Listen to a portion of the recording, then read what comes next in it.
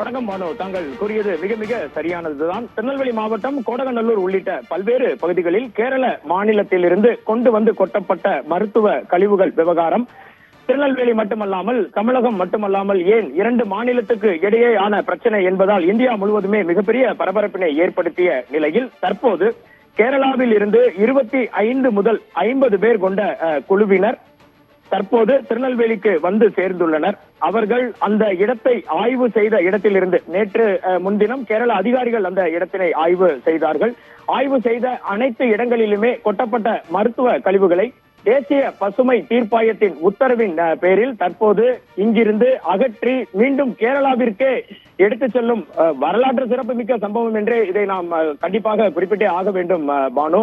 இதற்கு முன்பெல்லாம் அண்டை மாநிலத்தில் கொண்டு வந்து கொட்டுவது குறித்து முதல் தகவல் அறிக்கை பதிவு செய்யப்படும். அதற்கு பிறகு உள்ளூர் நிர்வாகத்தின் சார்பிலேயே உள்ளாட்சி அமைப்புகளின் சார்பிலேயே அதை அகற்றி விடுவார்கள். தற்போது இந்த விவகாரம் மிக மிக அதிகமான அளவில் மிகப்பெரிய அளவில் விஸ்வரூபம் எடுத்த நிலையில் தேசிய பசுமை தீர்ப்பாய உத்தரவின் பேரிலும் திருநெல்வேலி மாவட்ட நிர்வாகத்தின் சார்பில் கொடுக்கப்பட்ட அழுத்தங்களின் அடிப்படையிலும் தமிழக அரசு கொடுக்கப்பட்ட அடிப்படையிலும் மேலும் ஊடகங்களின் மிகப்பெரிய வெற்றியாகவும் இந்த சம்பவம் பார்க்கப்படுகிறது பானு. தற்போது கேரள மாநிலத்தைச் சேர்ந்த உதவி ஆட்சியர் சப் கலெக்டர் ஆல்பர்ட் என்பவர் தலைமையில் 16க்கும் மேற்பட்ட டாரஸ் லாரிகளில் கேரள குழுவினர் இந்த கழிவுகளை அகற்றி மீண்டும் கேரளாவிற்கே எடுத்துச் செல்லும் நடவடிக்கை தற்போது ஆரம்பித்திருக்கிறது பானு.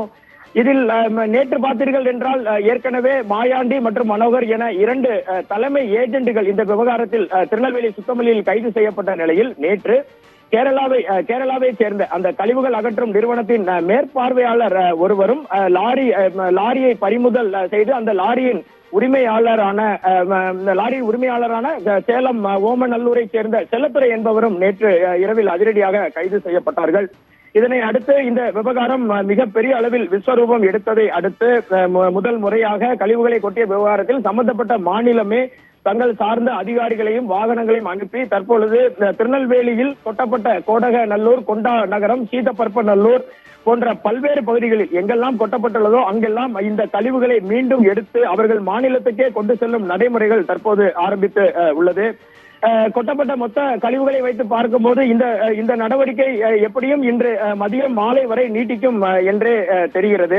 இதற்கு அடுத்தபடியாக திருநெல்வேலி மாவட்ட நிர்வாகத்தின் சார்பில் கேரள எல்லை வரை தமிழக அதிகாரிகள் இந்த கழிவுகளை கொண்டு செல்லும் நடைமுறையையும் கண்காணிக்க உள்ளதாக இன்று காலை நமக்கு தகவல் அளிக்கப்பட்டது.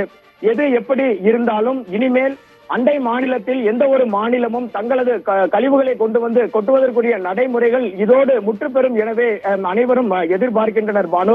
தொடர்ந்து களத்திலிருந்து தகவல்களை திரட்டி வந்து கொண்டிருக்கிறோம். சத்தியம் தொலைக்காட்சியில் இருந்து இதுவே முதற்கட்ட தகவல் பானு.